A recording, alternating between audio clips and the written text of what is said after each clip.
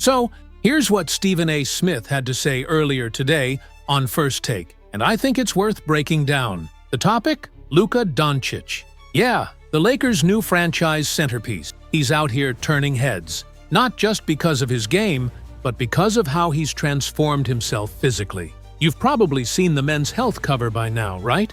The man looks locked in, trimmed down, stronger, faster, and let's be real, fans in Los Angeles should be ecstatic. Because what we're seeing isn't just a star getting in shape, we're seeing a superstar taking real accountability. Stephen A. didn't hold back. He pointed out how Luka has been hearing the noise. He's been criticized for conditioning issues in the past, people questioning his leadership, his focus, and now he's responding in a way you want from your franchise guy. This is someone who's clearly not content.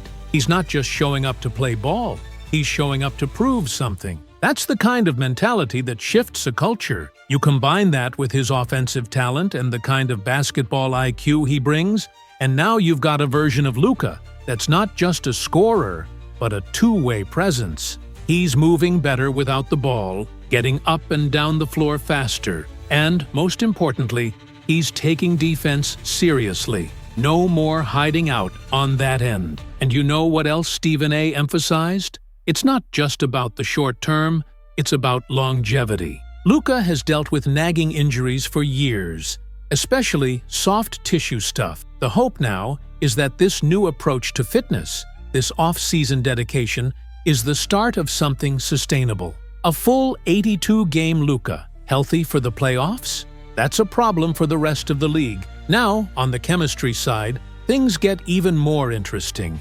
ESPN's Dave McMenamin mentioned it too. Luka's not just changing his body, he's stepping into a leadership role in the locker room. He's reportedly been active behind the scenes, picking up the phone, recruiting guys, making moves.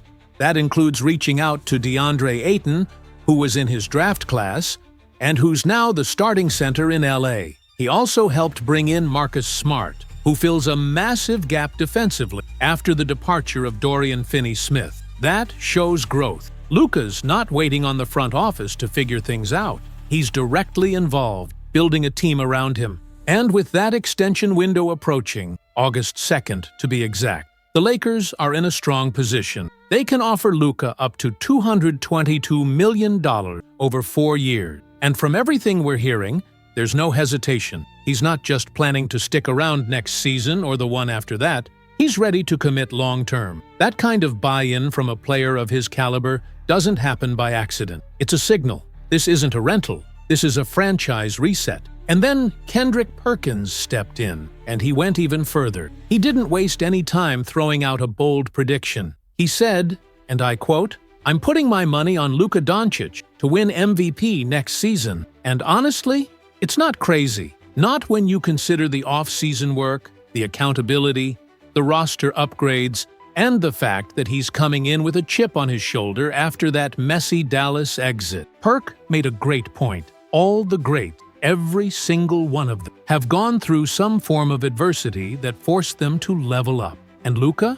He's in that chapter now. He's embracing it. He's responding. Now, Stephen A. did push back a little toward the end, questioning how we talk about Luka, and if we sometimes let him off too easy. But the bigger picture was clear. This version of Luka Doncic in Los Angeles, motivated and in shape, is not the same one we've seen in years past. And the Lakers? They know exactly what they've got. Deuce McBride is expected to take on a more consistent role this season, especially when Mail is operating as a shooting guard, something that's likely to continue as long as Mitchell Robinson remains in the starting lineup. With that configuration, McBride becomes a key rotational piece off the bench. Last season, he quietly posted solid numbers: 9.5 points, 3 assists, and 2.5 rebounds per game, while shooting 41% from the field and a respectable 37% from deep. What's more impressive is that he knocked down 40% of his corner three-point attempts,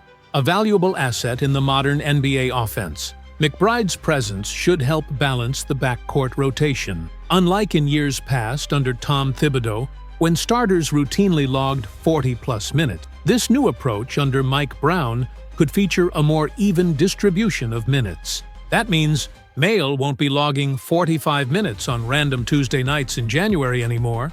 Instead, he'll get breathers, stay fresher, and play with more energy and efficiency in shorter bursts. That shift could prove to be a major factor in boosting his overall production and impact throughout the season. And then, of course, there's the long-term picture. The extension talk is already heating up.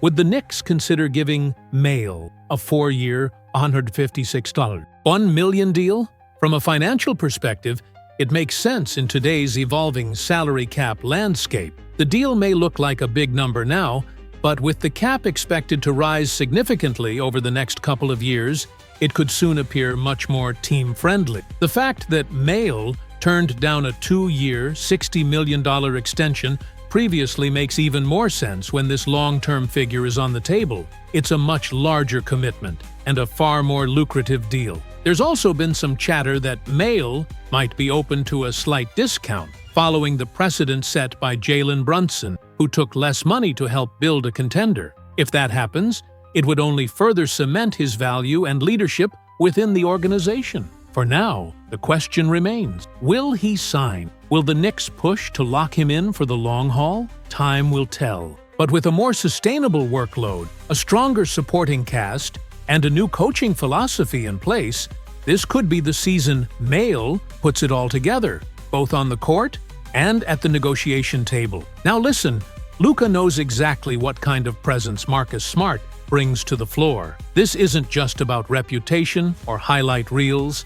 It's about real experience, real matchups. And Smart has made life difficult for Luka every single time they've faced off. Statistically, Luka has shot under 30%, just 29.7%, when guarded by Smart. And that number speaks volume. Luka understands toughness, he understands grit, and he understands that having someone like Smart on your side, rather than across from you, changes the entire equation. That's why Luka didn't hesitate to get on the phone. He knew what Smart could bring to a Lakers team trying to find an edge on the defensive end and in the locker room. But here's the thing. Some folks are asking the right questions. Yes, Marcus Smart is a proven difference maker, but how much can he actually give the Lakers, considering he hasn't played more than 60 games in a season for the past 3 years? It's a valid concern, but as was mentioned on the show, Smart hasn't exactly been in ideal environments recently. In Memphis, the injuries decimated the roster. In Washington,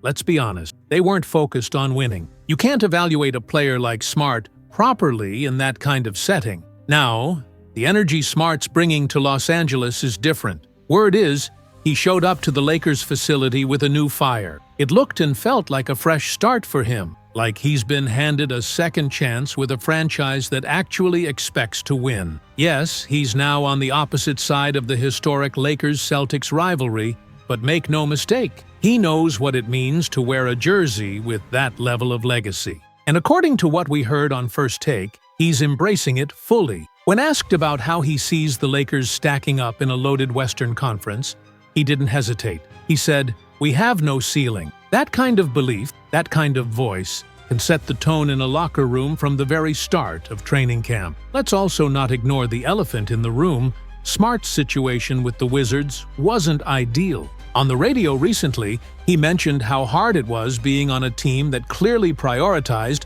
developing their young guys, not winning games. He joked about it, sure, but the message was clear. He's hungry to compete again. He wants to be in an environment where his effort actually counts. And Marcus Smart isn't the first player to suit up for both the Celtics and the Lakers. That list includes some pretty big names. Shaquille O'Neal, a 3-time Finals MVP and League MVP with the Lakers, closed out his career in Boston. Then there's Rajon Rondo, who's part of a very short list of players to win titles with both franchises. He won in '08 with the Celtics, then again in the bubble with the Lakers. And of course, Isaiah Thomas made his mark in Boston with an MVP-caliber year in 2016-17, then had a short stint with the Lakers later on. So, history shows us. It's rare, but it happens. And when it does, it can make a real impact. Now, Perk was also asked a fun question on the show, and he didn't hesitate. Would he have suited up for one more year if the Lakers called? He said absolutely. Even on a veteran minimum deal, Perk made it clear he would have embraced his role no matter what it was. Sit on the bench, be a locker room voice, support the coach, whatever it took. For a franchise like the Lakers, he said, he would have done it in a heartbeat. And that's the vibe we're seeing from this Lakers group heading into the season. Veterans want to be there. New pieces are buying in. And Luka Doncic, he's not just showing up in shape. He's taking the lead in building something real.